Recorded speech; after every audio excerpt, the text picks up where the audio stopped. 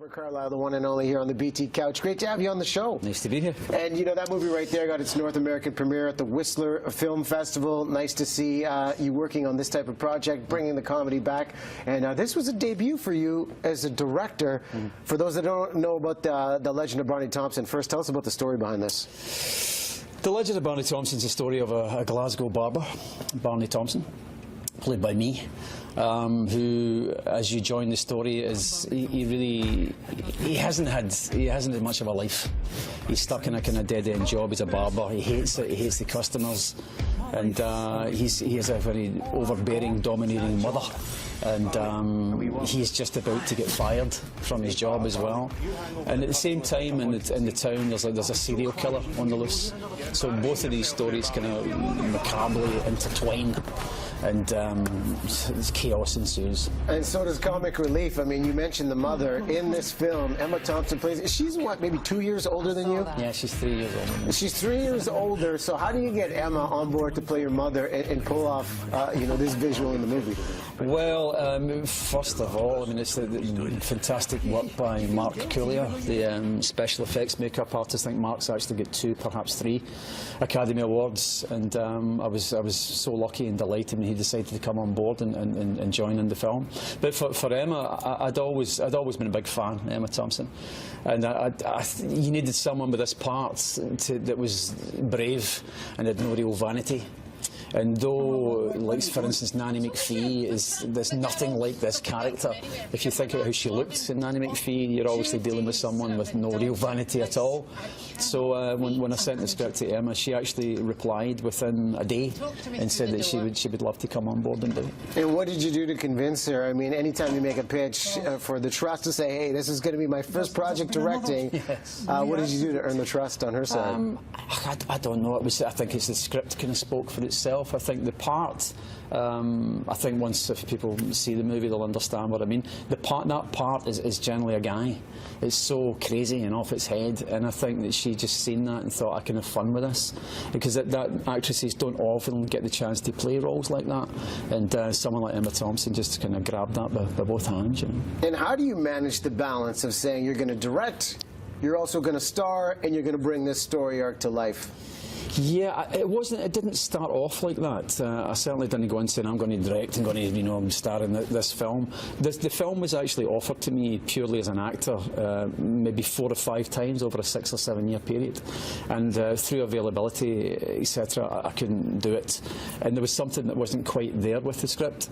And then when I came over here several years ago to do Stargate Universe, I became good friends with a producer called John Lennox, and John had said to me, look, I've got this Scottish script you might be interested in, and there it was, Barney Thompson came back again.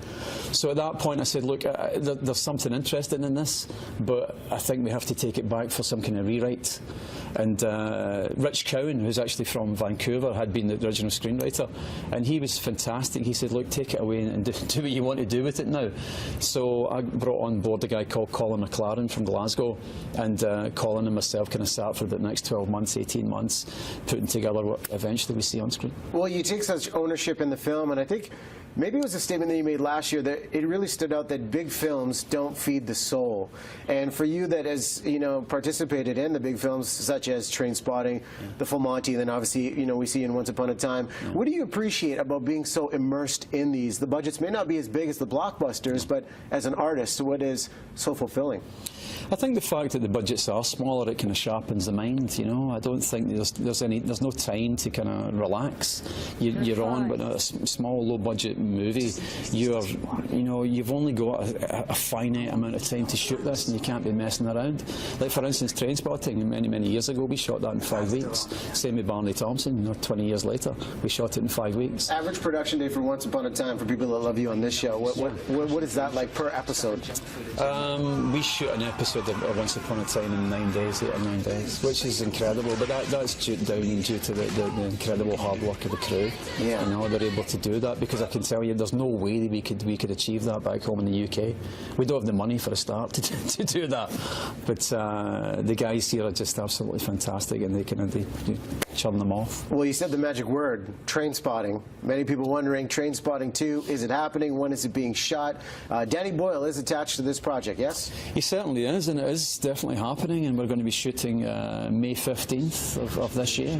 The whole team. It's absolutely on. Do you ever have a fear as a performer, knowing how much of a cult classic this film became, of can you truly recreate the magic 20 years later, or just leave it as is? Well, that's a good question, because you know that's obviously that was in all of our minds. You know, number one, if Danny Boyle hadn't been involved in this, then there's no way that any of us would have touched it. And number two, kind of getting together with Ewan McGregor, Ewan Brennan, and Johnny Miller, we all kind of, you know,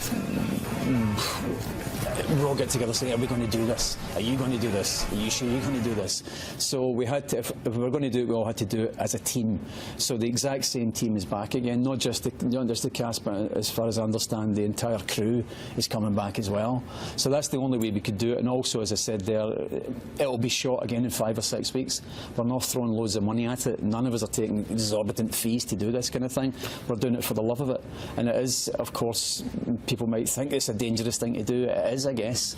But when someone like Danny Boyle comes and asks you to do something, you don't think twice, you just do it. So what is the magic of Danny Boyle? You've put yourself in the director's chair. You've worked with Danny in the past. What is it that he does so well on set that puts you all at ease? I think I would say it's about the atmosphere that he creates on set. He lets you believe that it's your film, and that he has that kind of ability to do that with even the background, even the extras. You know that one thing that he does, I noted way back in the day, that he will actually learn the extras' names. And you'll say, who's that? So he's got 8 or 10 names. So for instance, myself and Ewan McGregor are doing a scene, and we've got, you know, John in the background there.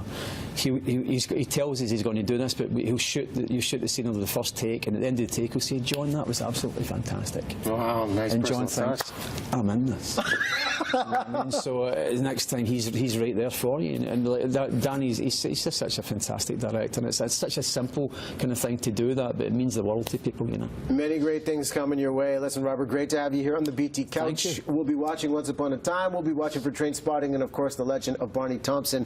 Thanks for making the time. A pleasure.